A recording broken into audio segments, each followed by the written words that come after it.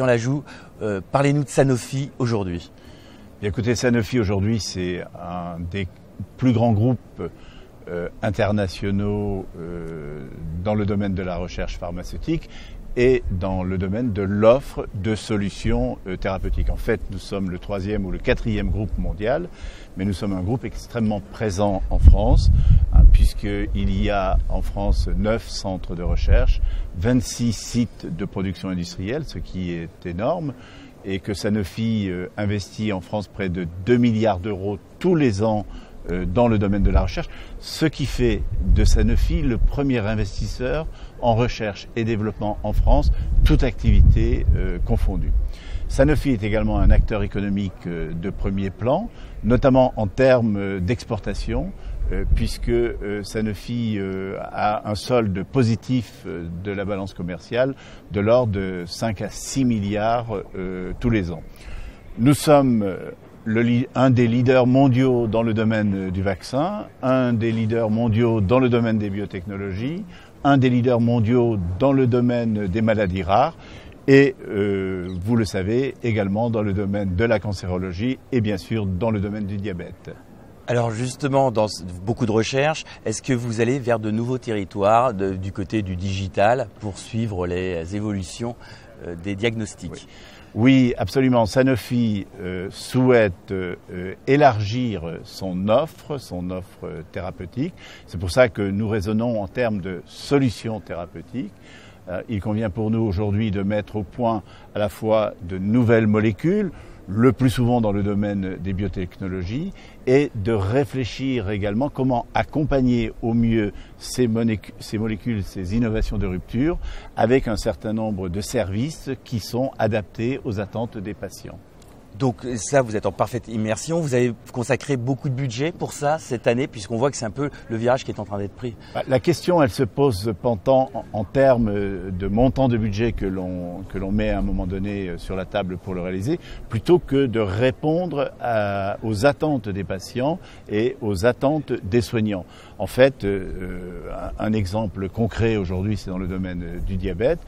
Dans le diabète, on offre un certain nombre de solutions pour mesurer la glycémie, mais de plus en plus, on s'ouvre également vers un certain nombre d'autres thérapeutiques, d'autres univers thérapeutiques pour aider les malades à se prendre en charge. C'est-à-dire, nous considérons que la chaîne de soins est un continuum entre la recherche du laboratoire, la production du laboratoire, la distribution des médicaments, l'utilisation qu'en font les soignants et bien sûr le rôle que le patient lui-même joue dans l'approche, dans la connaissance de sa maladie et dans le traitement de sa maladie.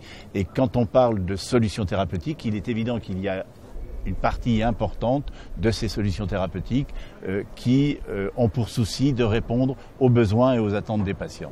Et notamment avec le numérique et notamment avec l'utilisation des smartphones aujourd'hui qui permettent effectivement à des malades avertis, mais il n'est pas nécessaire d'être très averti parce que l'utilisation de ces smartphones est quelque chose de très facile. Ça permet à des malades avertis d'être beaucoup plus acteurs de leur propre santé et acteurs, lorsqu'ils sont malades, de leur propre thérapie. Dans la stratégie de développement que vous avez, est-ce que vous faites appel au pouvoir public, puisque vous êtes le leader, on va dire, en France? Est-ce que vous trouvez que dans ce domaine-là, l'ensemble des acteurs qui pourraient aider à votre développement sont présents, comprennent les enjeux?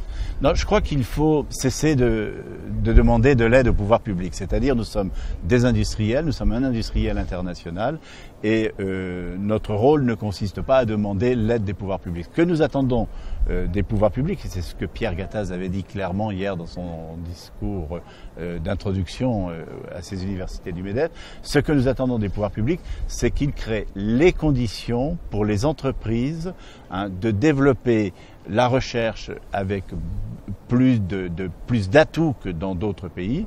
Et nous attendons aussi de l'environnement, de l'écosystème, un écosystème qui favorise le développement d'entreprises comme nous, d'entreprises de recherche et d'innovation de rupture dans un contexte concurrentiel mondial extrêmement aigu. Donc je pense qu'il convient aux industriels de se prendre en charge, de définir leur stratégie, d'investir là où ils pensent qu'ils doivent investir, En revanche, nous attendons, et c'est ce qui fait le choix d'un certain nombre d'investissements, nous attendons des pays, des régions qui créent un écosystème favorable, qui permettront aux investissements que nous réaliserons d'être beaucoup plus porteurs de résultats que dans d'autres pays.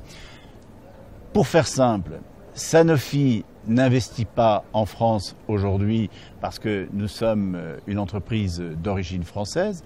Sanofi investit en France quand il trouve les structures, les écosystèmes, les compétences, le savoir scientifique qui lui permet de préférer la France à d'autres pays. C'est-à-dire, on investit là où on trouve des avantages compétitifs. La France a de nombreux avantages compétitifs et c'est pour ça que Sanofi investit une grande partie de sa recherche aujourd'hui en France. Et vous croyez qu'il y a encore des efforts à faire pour que la France justement reste le berceau de la recherche?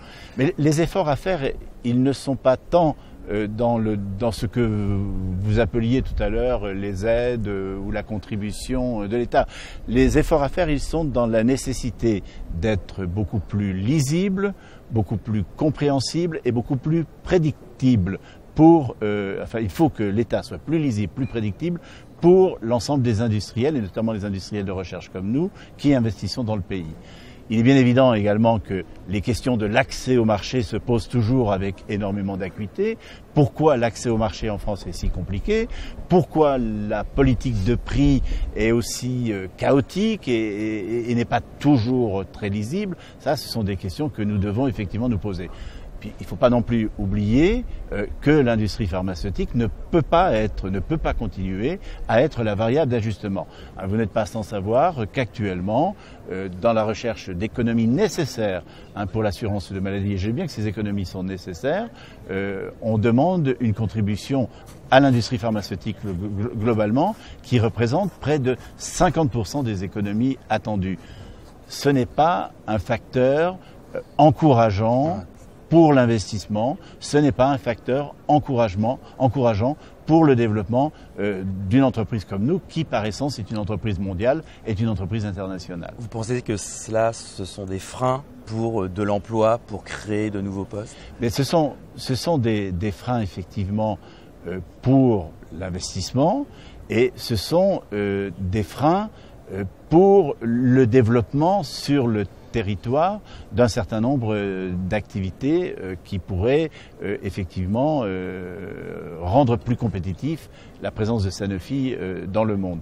À nouveau, ce n'est pas de l'aide que nous demandons, c'est simplement nous demandons qu'on lève un certain nombre d'obstacles qui nous empêchent en France de faire notre métier comme dans d'autres pays.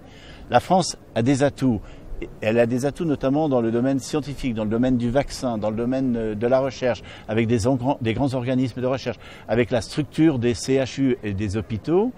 Et on s'évertue, alors que ces atouts sont déterminants dans la compétition internationale, on s'évertue à en diminuer l'impact avec une politique fiscale, avec une politique de régulation de prix et avec une politique chaotique, dirais-je quelquefois, de mesures concernant l'industrie pharmaceutique, qui ne positionne pas effectivement la France comme devant être, dans les années à venir, un des grands pays des sciences du vivant. Et c'est dommage. Et c'est dommage, et je dirais presque que c'est dommage pour la communauté scientifique qui existe, c'est dommage pour la qualité des hôpitaux qui sont dans notre pays, c'est dommage pour les talents des collaborateurs de l'industrie pharmaceutique, et je pense notamment aux talents des collaborateurs de Sanofi, qui aujourd'hui savent pertinemment que notre pays a des atouts, que notre pays peut être gagnant dans la compétition internationale, mais finalement, ces atouts ne sont pas exploités ou sont